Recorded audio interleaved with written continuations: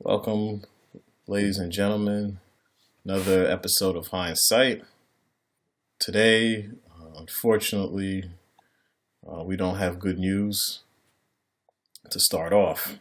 Um, our brother and host of the show, Sensei Buddha, has passed on.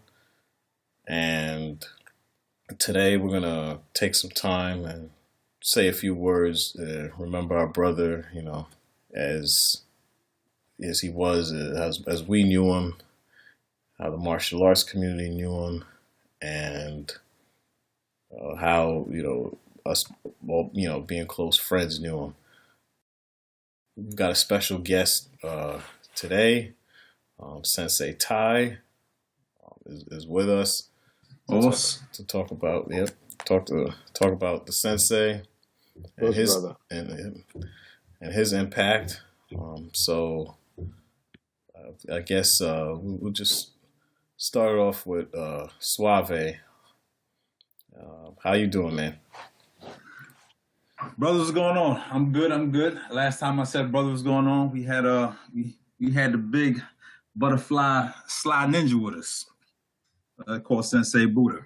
It was a shocking news to us all, and it was just a blessing to have the man in our presence. I'll say, I guess I'll go first. I didn't know him the least, but nonetheless, I have known him over a decade, and it was just cool from when we met, when we didn't keep in contact, and we came back on and started these projects. It was like we never stopped talking at all. Just consistency just stayed there. It's just like brothers in arms. Shoot, you could ask Wayne. You physicists, sometimes we don't talk for months, but when we just link back up, it's like we was talking all day yesterday. Sometimes it's just like that with people. You click like that, and that's just what we had. When we giving these shows, we just dropping these jewels, these knowledge. Sensei Buddha had these gems, and he still had so many to give, even though he just left us with so many. It's just it was hard news. Didn't believe it.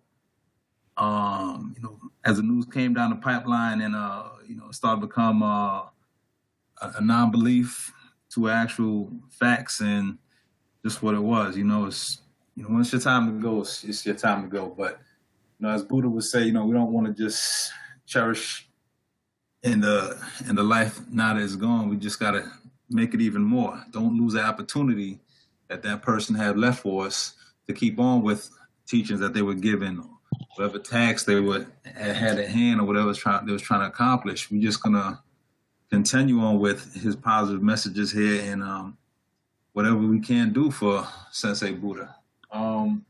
Should I say I first met Buddha back in I was telling this with the fellas back in it was pregame before the show, about 2003, 2004, around the time and the club came out. Came back up north when I was down in Florida. I think I went to a cousin's wedding or something like that. We went out, Wayne, and I think another buddy of ours, I think Vasi maybe, can't remember. And we went to one of the spots Buddha was working in. That's when I met him. I said, "Man, my man is towering. It's an intimidating presence. It's not the dude you want to mess with." But when he came up, said, "What's up?" He said, "Hey, it's my boy here, Buddha."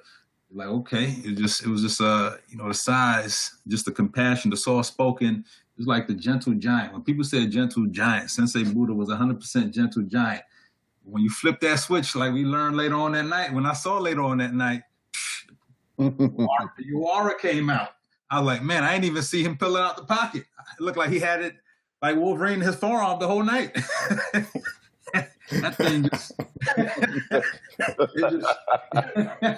it just rocketed right in his hand. I said, "Oh, Wayne, what's that?" And then, I was like, "Yo, that's my man's people. So that's my people." So even though he was working, he had his people there. We was ready to get into it, but how the gentle giant quickly turned into deadly assassin was like, okay, this dude ain't nothing to play with. I like that. That was my first encounter, my first appearance, my first presence of Sensei Buddha, him and Suave, and meeting up, teaming up.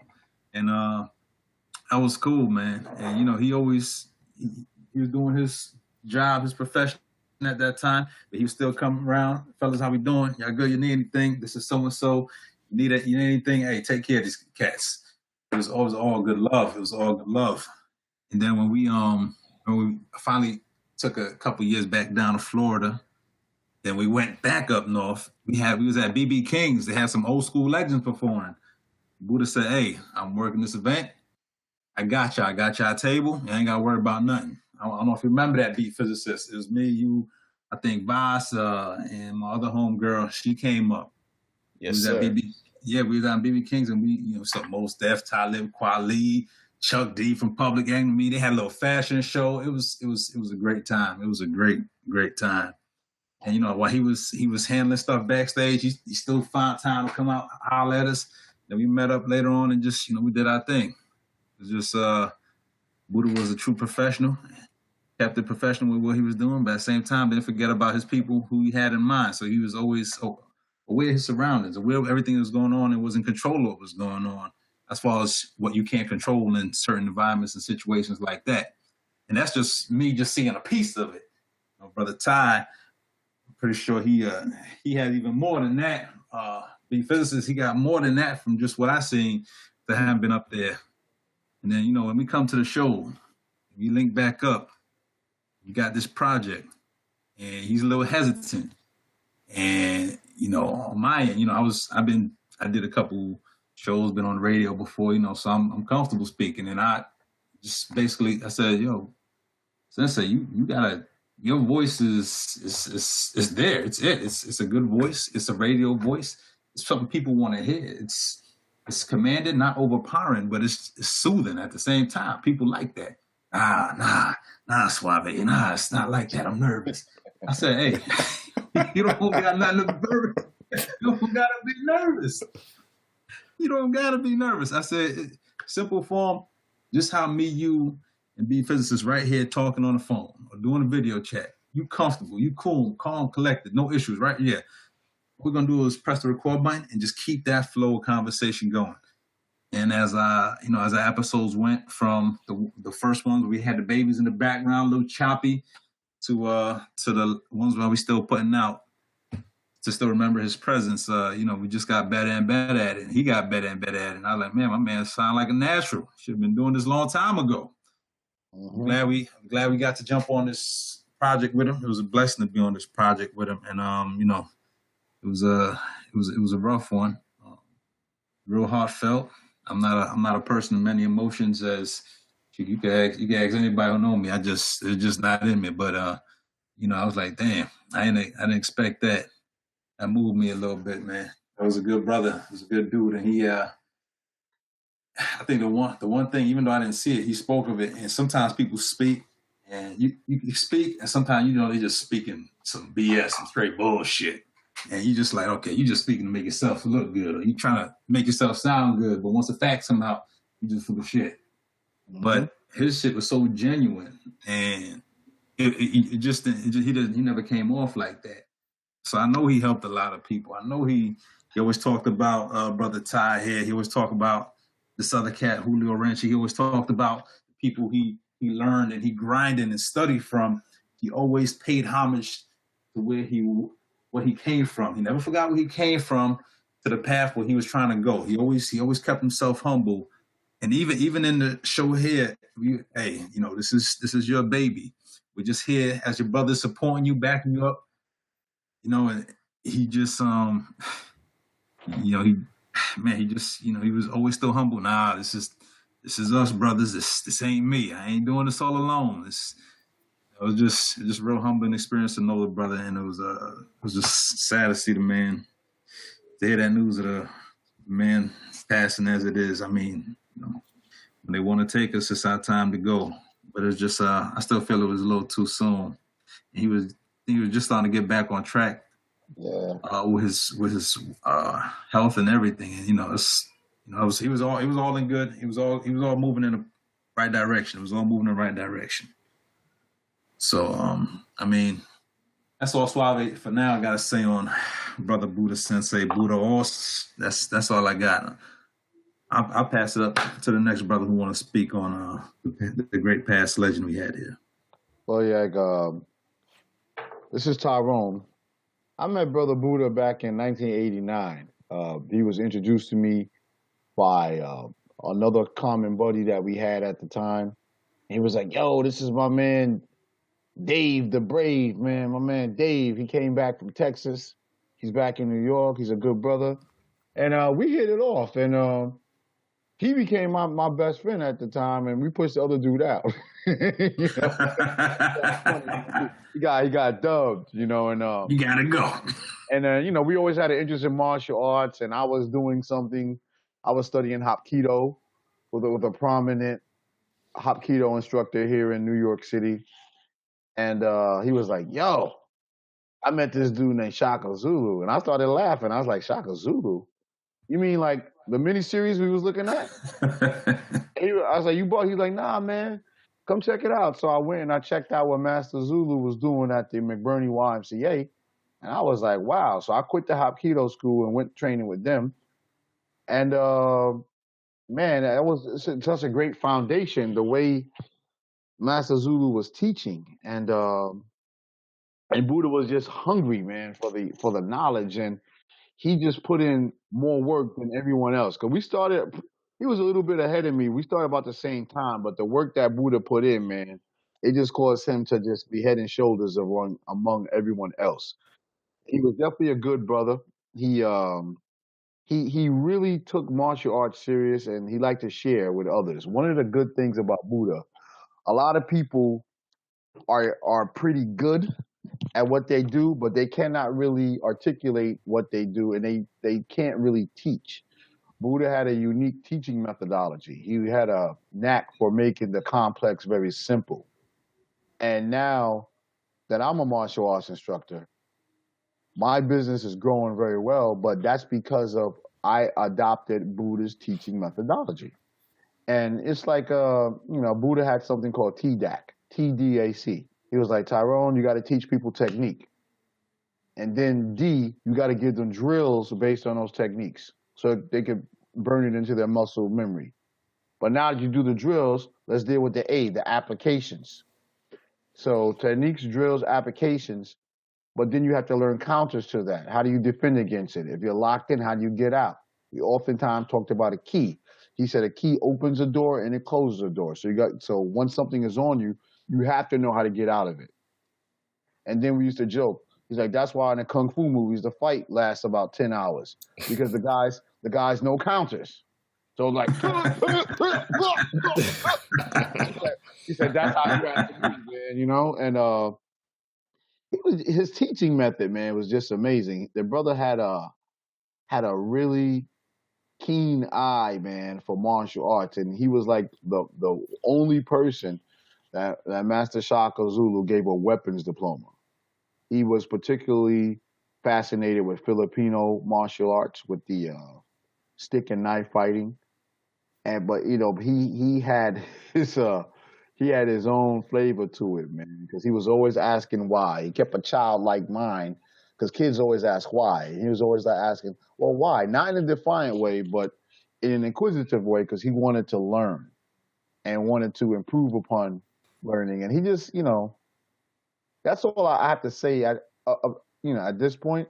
But the brother's teaching methodology and his understanding and his willingness to share with people and being so approachable and not being an egomaniac, that just set him apart from everyone else. Mm. Yeah, that's all I got to say right now, brother. Yeah. I first met Sensei Buddha in I think 2003, 2004. We were both students at a community college, and actually, the department chair at the time introduced us.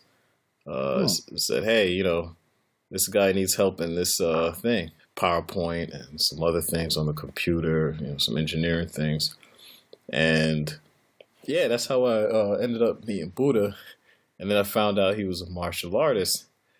And, it was funny. Up to that point, I had done martial arts a little bit in the past, but I found that what I learned, it didn't work for me. So that had me kind of a bit disingenuous with the martial arts. So yeah, I never had a practical martial arts experience until I saw Buddha, and I started asking him questions like, "Hey, how do you do this?" Boom, boom. He's showing me these techniques, cleaning the ants. So I said, "Holy smokes!" And he was showing it to me, and it worked. And not only did it work, it made sense. And I was so excited. I told another friend of ours, yeah. I was like, "Yo, man, never believed this, man. I think I met a real, true martial artist. Like, no bullshit. Like, this dude knows his stuff, and he can teach. And like, I think that if you learn from him, you won't get beat up." And I think that was what, yeah, that's what had me. It was so practical, and and it worked. And he remember when he gave me my first Uwara, and doing the hand positions, the techniques, and everything, and practicing that. And he was just a great teacher, just a great human being overall. I mean, this guy could be down to his last $2, and if his friend says, "Hey, Buddha, I need $2," you're gonna get that $2. I mean, when people talk about, "Oh yeah, yo, that person will give you the shirt off their back," yeah, that's that. Buddha was that kind of dude that for his friends, if he couldn't do it, like he literally could not do it. I mean, he would do whatever it took. If he couldn't do it, he would try to help you find somebody that could do it. I mean, he was just, really, really great human being, great person, great friend, great teacher, great sensei. And it's funny, I'm saying all these things. And when I first approached him about doing the podcast, we were, I asked him how are the typical martial arts podcasts, and he goes, well, then they're not very, they're not that exciting to listen to. And I said, why? He goes, oh, there's a lot of hero worship, and you got to know this person, you got to know that person, and I find there's some irony in that, because here we are spending an episode of the Hindsight Podcast hero worshiping Buddha, but it's well deserved. I don't think we hero worshiping. We're not hero worshiping. We're just giving props to the brother, man. We reminiscing on stories that the listeners and the people who knew him might remember, might not have heard in a while, or they could still laugh and joke about. So we not hero worshiping, because anytime he did want to do that, he said, "Hey, we'll talk about this off air," to not make it like those other joints he used to talk about. But go ahead, continue. Yeah, absolutely. Yeah, he was always like, yeah, that's true. I remember if he would start veering a certain direction, or we asked him something, he'd be like, well, let's talk about that off air. Yeah, and I just seeing his technique grow, through the years too. He never stopped learning. He never stopped absorbing, and that was, I was like, and just a great speaker too. Great with conversation, great with speaking, very humble, never talked down to anybody, good listener. I thought that, yeah, we could all make a contribution. That's why we started the podcast. And yeah, it was, we're starting to make strides. I think he sort of caught our breath, it's funny, a few days before his passing, we were talking about the next story to put up, and those next stories we were going to talk about. And yeah, he was happy with the progress we were making. We were looking at the statistics. I think where, he left, him not being with us anymore. Yes, that's, definitely unfortunate. And, he was the centerpiece of the show, but as Suave and Ty was saying, he would have wanted us to continue. So we're definitely gonna continue. Yeah, and that's all I got for now. Well put, well Seth. Well put, well said, fellas. I always Suave always like to make just out of everything or make light of everything. I say make light of everything. It's not a just moment, but it is a light moment. And me and Booty used to debate a lot about Marvel and DC from the movies. Oh mainly yeah, shows. Mainly the shows used to debate a lot about that's this. right. And you know what? Man, I just want to say, Brother Buddha, I'm wondering if you knew this is coming out, so maybe this is why you want a higher powers to be just made it happen right before it happened. But there's one Marvel show he hated so goddamn much. Out of all of them, he hated all of them minus Daredevil. He hated all of them minus Daredevil. That's the only one he did. That's the only one he had some love for because they had good techniques. Good fights. Yeah. But he said that goddamn Jessica Jones, he just want to gouge your eyes out. And I was, it was just before we got the news. I was like, damn, I need to hit up Buddha. They got season 2 coming out. Season 2 came out I swear it came out maybe 2-3 days after we heard the news. I said, damn, he must have planned this, man. He didn't want. He said, I can't sit through another season of this. I don't want to see this.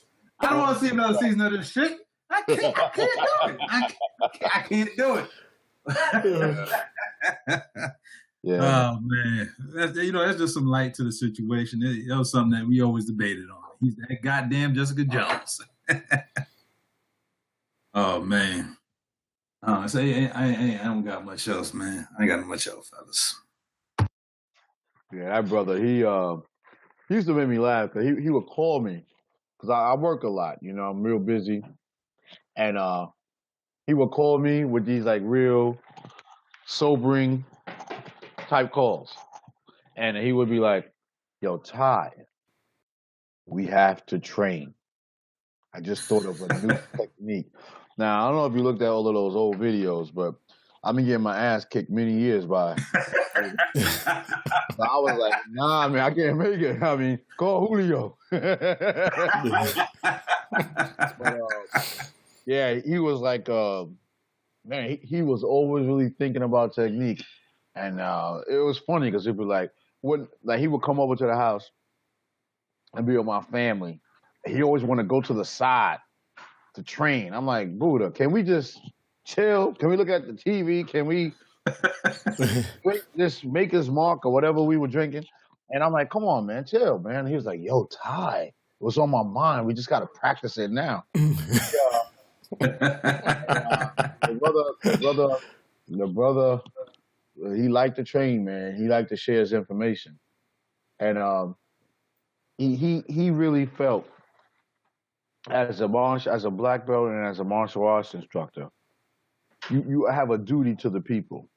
You got to always be learning to give the people the best you can, because when people are coming to you, martial arts and self-defense are not necessarily the same thing, and a lot of people, and I'm not hating on anyone, but when they have a lot of trophies and stuff, that's nice, but it doesn't necessarily mean that they could fight in a street or in a street situation. It's different because no referee is going to say yame, which means stop. It's not like playing tag where someone could just touch you and then everybody stops moving.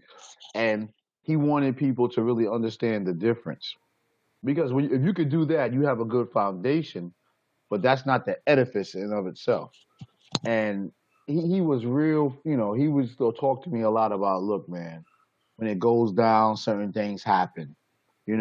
Your vision changes. You have tunnel vision. You can see further, but your peripheral vision is off. That's why a lot of people get sucker punched with looping type punches or bottles upside the head because they don't see it. Because once that adrenaline hits your system, your depth perception increases, but your peripheral vision is shot. All of these, like, I'm going to poke you in the eye and I'm going to do this and that, throw those things out of the window because you're not stable. You're going to be shaking because of the adrenaline. A lot of people, because like there's like people I've trained with who are triathletes, but they never really been in a sparring situation. So when they get in a sparring situation, they start hyperventilating, nearly passing out. And these are people who could outrun me, outbike me, and outswim me. But, like Mike Tyson says, everyone has a plan until they get punched in the face. And then everything changes. And it was really important to him to let people know the difference, because when you don't let people know the difference, people are coming to you. They're really putting their life in your hands, man. They want to learn something to keep themselves safe. So he had a lot of concern about people having a false sense of security because they thought they were learning something, but what they were learning is how to get their ass kicked, really. Often like sacrificial lamb, and that was really important to him, and that's one of the things that led him to write his book, Martial Talk with Sensei Buddha, because he wanted to expose a lot of the garbage that was out there. Because you got a lot of people, man, who are just, they're just running scams, man. And Buddha was like, he didn't really want to put people on Front Street like that, but he wanted to put the message out like, hey, guys, if you're really trying to learn self-defense, there's certain things you got to look for.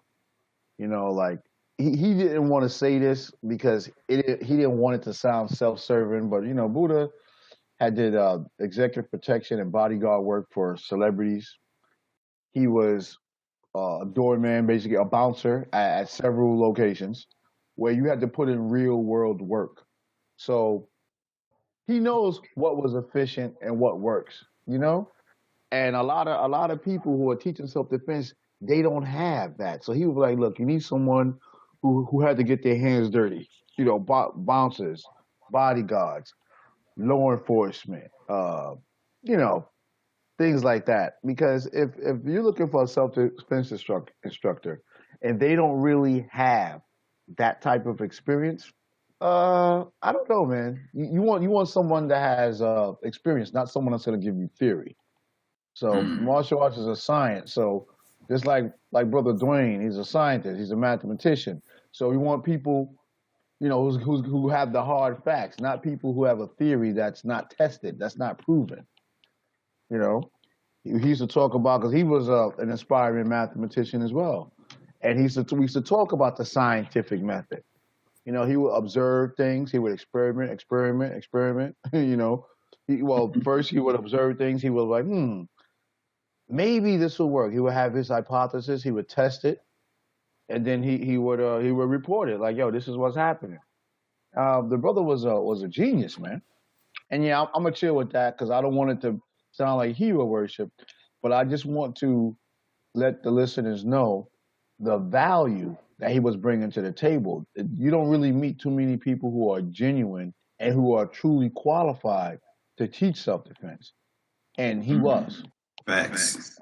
Yeah, absolutely. Yeah, definitely. I agree with Ty. And Buddha was a martial arts genius, and I mean, he would be able to dissect technique, and I mean, just if you did a technique and you did it wrong, he would know exactly where you went wrong. He could tell you how to fix it quickly. I mean, just man. I mean, he was the one who was telling me something, giving me a lot of important advice about certain techniques, what to use, joint locks and things like that. And, I even had to discover, certain people are immune to certain joint locks. The same joint locks don't work on the same on different people. So you may have to switch it up and do something different, improvise. It was, he had a lot of knowledge. Yeah, he was something, man. He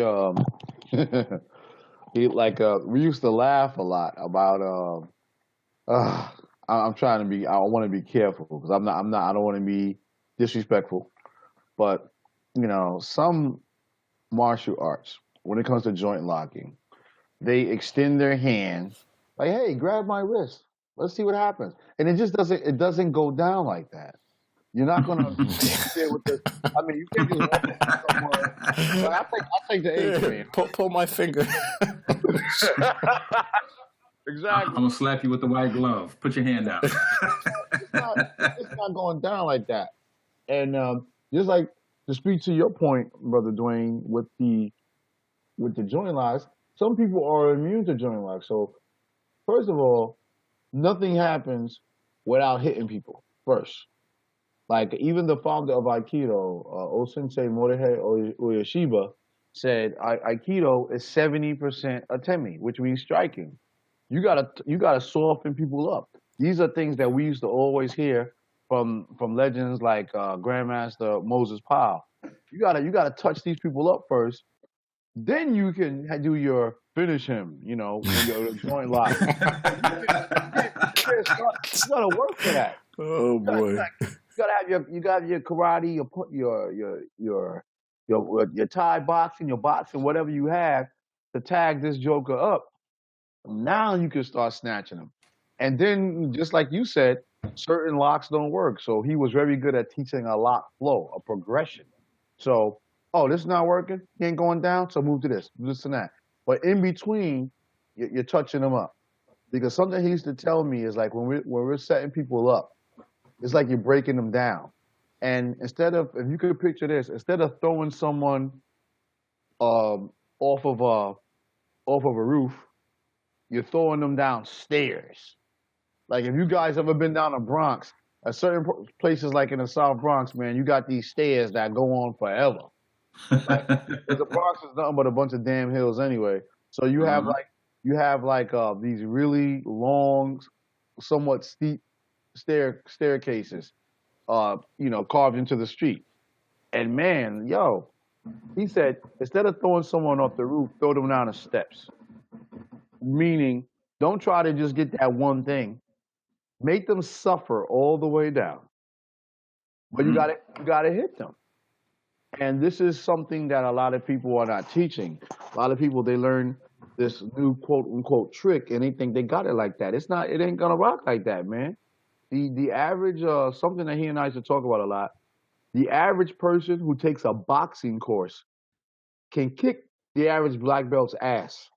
Because straight up and down. Because they have better footwork. They know how to roll with the punch. They move their head. Like I see a lot of guys on Facebook doing martial arts demos, right? And they let people get all close to them. Yeah, try to do that in a bar with someone with a broken bottle. Yeah, let's see what happens. They let people get all close to them, and they're never moving their head. A lot of people, especially in a rage, they're going to be headhunters. You got to move your head, man. So these are things that we used to talk about a lot because people, man, they I don't know, they don't know what the hell they're doing. but Buddha. Now, like, don't hear me wrong. I could get it too. I could walk out on the street and I could get mopped up or whatever. But it's like, it's like people when they have a black belt, they have a false sense of security. And that just means that you're a qualified student. That doesn't mean that you're the woman or you're the man. And I'm telling you, if a person takes goes to a decent boxing gym and takes like 2-3 months, they can beat the average black belt. Because a lot of black belts, a lot of people who train in martial arts, they don't have good distancing, they don't have good timing, they don't know how to angle, they don't really get hit. So they can't handle the pressure because everything is gravy until someone hits you, man. That changes everything. You're like, whoa. I wasn't waiting for that. Yeah, I remember when I started boxing, man. I was boxing, man. I was doing recreational boxing as a cruiserweight. Well, I was a cruiserweight then. We ain't gonna talk about it now. But it's like, man, these dudes was hitting me. I was like, oh my God. And my distancing and my timing were off. Because you have to be doing it to actually, you have to be in the mix to be prepared for when it really goes down. And I'm not saying that people should go out there and get punched in the face and do boxing, hard contact like that. But you got to have some contact so you know how to move. And someone that's aggressive, that's really putting pressure on you. Because I see some like the way Buddha trained me, like when we do women's self-defense training, we prep the ladies And I would tell them like, hey, I'm going to say some things to you that are going to make you uncomfortable. I'm going to use some strong language because on the subway or in the street somewhere, it's not going to be, hey, honey, give me your daggone purse. It's not going down like that. You know, they're going to, for the listeners, I won't say all that, but, you know, you got to put heat on people. That throws people off. He was really, really, really concerned with having people prepared as well as possible for when it hits the fan. And I've not really met too many people like that. And he really wanted people to be safe. And his teaching methodology allowed for people to, when they go home after that session, there's something they could use immediately. I've seen him go to classes where he would teach the class and the people will learn something. And there will be people who'll be like, yo, I've been here like 10 years. I haven't learned anything new really in 10 years until you came. And, you know, it's just the brother was like, because to him it wasn't a hustle, man. It was like, this is people's life. Give them what they really need so they could survive. Well, a lot of people, you know, they're using it like a hustle, man. Keep coming back, man, and you know, you're gonna learn the secret technique, gonna let you into the 37th chamber. You know, and it's like, you know, that's bullshit. Yeah, but you're really just going into the sixth or seventh circle of hell. Yeah, man, exactly. Ghetto churches. Yeah, man. I'll chill with that. You buy your way into church in heaven. Yeah, I'm gonna chill now because I'm about to go off, man. Because me and him, we used to really, really go off about these type of things, man. Yeah, that's good, man. That's good stuff. That's good stuff. See, man, we just miss a sensei. You say, oh, you just miss that brother so much, man. I'm sure we could go on and on for days of stories and remembrance as we will. Yeah, we can't put it all in there. But yeah, man, it's so much good points that Brother Ty is saying, Brother Wayne, B Physicist is saying. It's just all all good information. Man, the man was, like I said, we're not hero worshiping. We're just giving praise to the man what he was, and we stood for as far as that life. He lived that life. That's what I say. He lived that life. He was about, you say somebody about that life, he was about that life. Yes, indeed. Yes, he was about that life. And that's I guess if you want, that's as gangster as you want to be. That's how you can put it. You know something else that was interesting? You know, you go to martial artists' house, right? And they have like swords and sai and all this stuff on the wall. Buddha had all of this stuff like on the floor because he was training with it every day. I was like, yo, this dude, man, it's like, I mean, I remember like one of the last things we were training with, he had a buckler. A buckler is like a little shield. And he was showing, I was like, damn, man, what is this? Like, we're gonna be like we're gonna, you know, get Pirates of the Caribbean, of course. You didn't know he was auditioning? No, man, I was like, we're gonna get Suave and Dwayne be like the Four Musketeers. What's going on? Well, he was showing me some things, and I was like, damn. And he was like, you know, brother, like, you know, when you look at because a lot of people are studying. A lot of people have the misconception that martial arts just come from Asia. I mean, every culture had some kind of martial tradition. He was like, look, so he was looking at some of the stuff they were doing in what they call HEMA, historical European martial arts, like German swordsmanship, and he's talking a lot about the Romans. He's like, look, man, look at the history of the Romans. They weren't terribly big people, but they were well organized and they could fight like hell. And you know, we need to analyze how they were using. This wasn't the buckler, but he's like, we need to analyze how they were using the shield and how they were using the thrusting motions with the short gladius sword. And he was like really into this stuff, man. He was like, whoa, boy. He was really active, man. Stuff was not hanging. If it was on the wall, he would take it down to practice with it. He was he was something, man. What a loss. Man. Don't touch my private stock. We gonna use it. All my toys getting dirty. For real.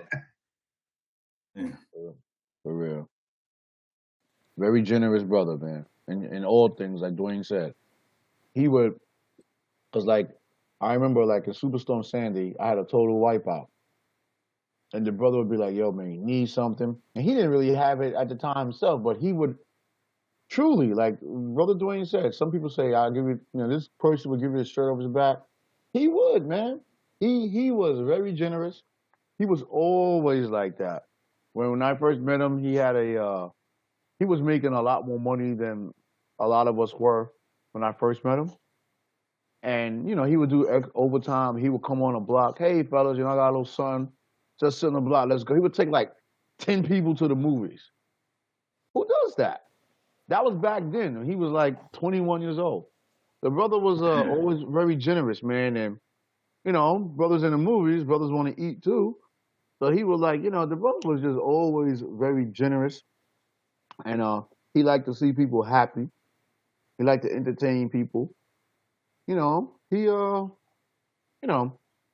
was more than just, a lot of people, they talk about a person's martial prowess.